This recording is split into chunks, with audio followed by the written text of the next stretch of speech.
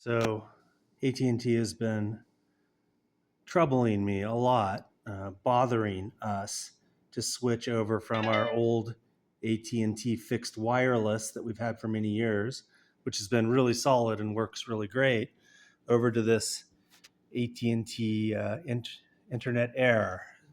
So they want us to do, new system. It's very important to them. They send a lot of letters in the mail, so I'm doing it, right? And first of all, like we have to download an app, AT&T or Home. It's AT&T. I forget the full name of the app right now. Well, maybe I'll look at it in a second. But anyway, it takes you around to a registration process to try to register, this new router. Okay, fine. I don't mind getting a new router. It's a little still giant, but a little smaller. Fine. Okay, I'm willing to work through it. But here's what you're not going to believe. So here is on my phone, logged into my account. I am Brett Stahlbaum. I don't mind putting that on YouTube. Register your AT&T Internet Air. Please enter the same contact info you used to order AT&T Internet Air, which was my name and my last name, and the email address I gave them is my work address, which is, I don't mind you knowing my email address, stahlbaum@ucsd.edu. I'm, a professor. My email address is on the website. None of that is a problem. And check this out. Be sure to enter an email in the correct format. For example, name@domain.com. And I'm not going to walk through it here, but because I don't want to reveal my phone number in that required field. But if I do enter my phone number,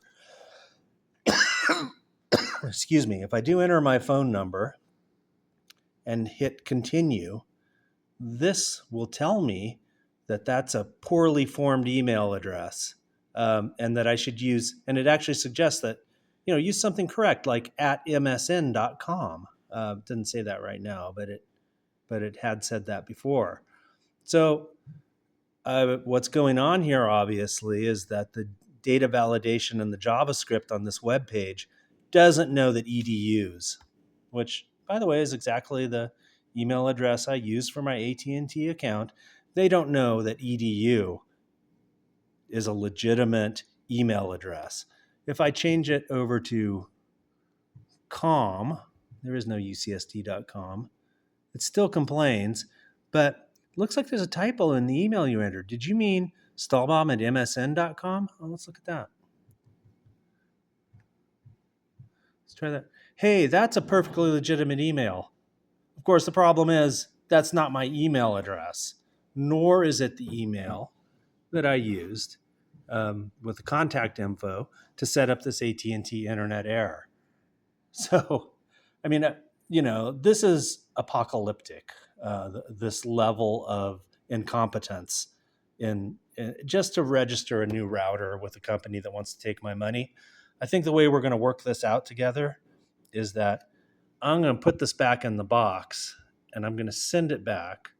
And if they cut off the old router, which is the old AT&T fixed internet router, then I will pay them for the last time and we don't have to do business anymore, because that is just like too apocalyptically incompetent to be acceptable. I mean, completely legitimate email address should not be being captured by data validation in a web page, shouldn't be rejecting a perfectly legitimate email address.